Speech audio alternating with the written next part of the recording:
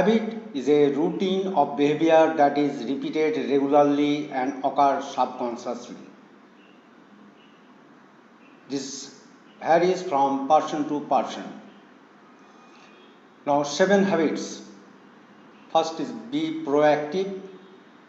Habit 2, begin with the end in mind. Habit 3, put first thing first. These three habits are grouped as independence. It will take you from dependence to independence. That is the self-mastery. Fourth habit, think win-win. Fifth habit, seek first to understand, then to be understood. Sixth habit, synergies. These are called interdependence, that is working with others. Seventh habit, sharpen the saw. Continual improvement, that is growth. Habit 1, be proactive.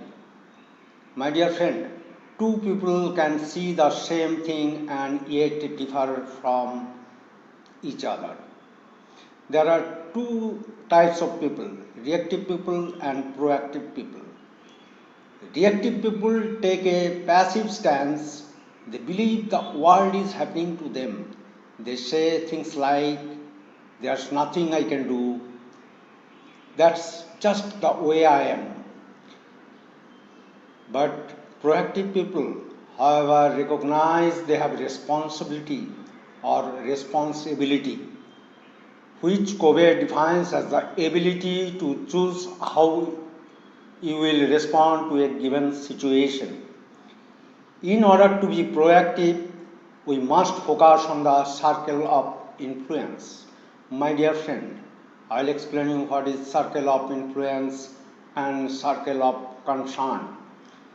Circle of concern, the factors we have no control, like the economy, social media, politics, news, behavior of others, fuel prices, etc.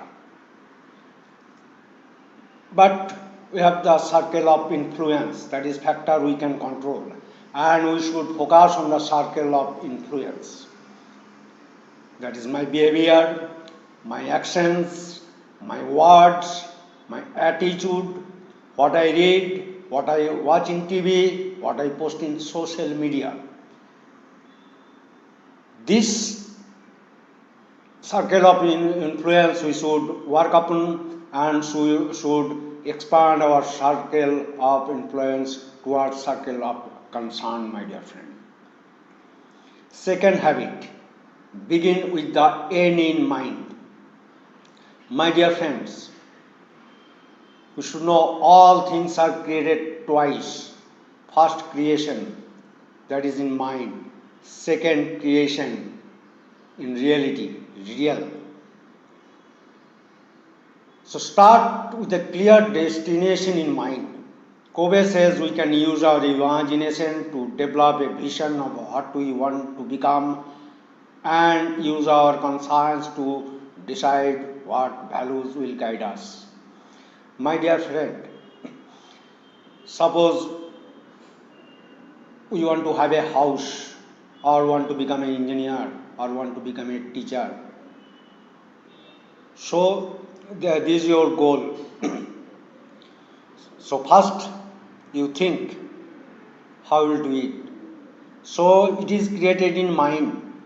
Next, in reality, for make it happen, you should plan it and execute it. How will do that? So first understand how people make decisions in their life. To be effective, you need to act based on principles and constantly review your mission statement. Are you in the right path right now? Who want to be? What you want to achieve in life? My dear friend, habit 3, first thing first, that is prioritize. In order to manage ourselves effectively, we must put first things first. We must have the discipline to prioritize our day-to-day actions based on what is most important, not what is most urgent. So here you are listing down your work to be done, and you should use this matrix of importance versus urgency. There are four quadrants: urgent, not urgent, important, not important. If it is a urgent and important, you should do in a first place, priority number one. If it is important but non-urgent, you can plan it. If it is urgent but not important, you can delegate. If it is not urgent, not important, you can eliminate. My dear friend, you spend a lot of time doing not urgent, not important things. So you should eliminate. So you will have a time effectively you can utilize for your growth, for your development. Habit 4, think win-win. In order to establish effective interdependent relationships, you must commit to creating win-win situations that are mutually beneficial and satisfying to each party. My dear friend, there are 4 situations of human interaction. Win-win, both people win. This is the best. Win-lose, if I win, you lose. Lose-win, I lose, you win. Lose-lose, both people lose. I'll give an example, like shopkeeper and customer price negotiation. Let us say item price is 100 rupees. Shopkeeper is having in mind that if some customer wants at 95, I will give that. Customers, you want to buy that price is having in mind that 90. Let's say some customer he asked, sir, please give me this item at 90. Shopkeeper said, no, I cannot give. 100 is the price. Then both, after negotiation, it has come down to a price mutually agreed 95. Shopkeeper gives that item at 95 and customer take it at 95. Win-win. Then win-lose. Shopkeeper is very adamant, he will not lower his price, he wants at 100. Customers gradually increase the price and buys at 100. So shopkeeper wins and customer lose. That is win-lose situation. Now lose-win. Customer is adamant he will not give more than 90. Shopkeepers, he want to sell it, so he lowered his price and 90 is settled. So in this case, shopkeeper loses and customer wins. This is the lose-win situation. Now lose-lose. Shopkeeper will not lower his price less than 100, and customers, he is also adamant will not give at more than 90. So it is a lose-lose situation. Customer will not get that item and shopkeeper not able to sell, my dear friend. Next is seek first to understand, then to be understood. This is a habit 5. Before we can offer advice, suggest solutions, or effectively interact with another person in any way, we must seek to deeply understand them and their perspective through empathic listening. This creates an atmosphere of caring and positive problem solving. Next habit, habit 6, is the synergy, that is teamwork, my dear friend. Just combine the strengths of people through positive teamwork so as to achieve goals that no one could have done alone. Synergy allows us to create the new alternatives and open new possibilities. Example, mango tree.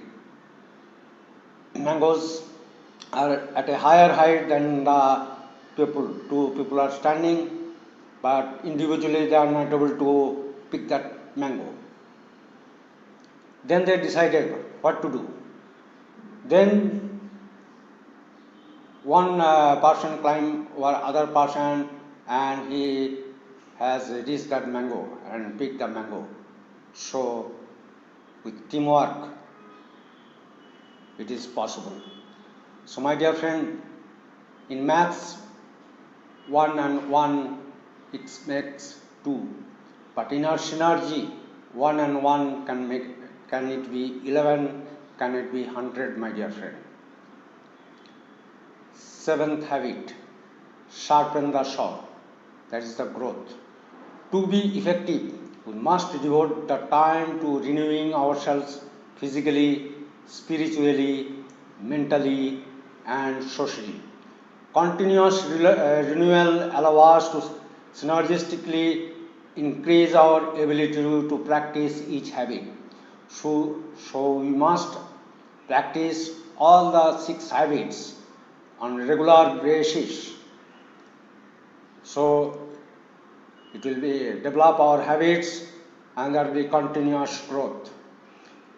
Example, one person wants to cut the tree with a saw. Is not able to cut the tree since his saw is not sharpened.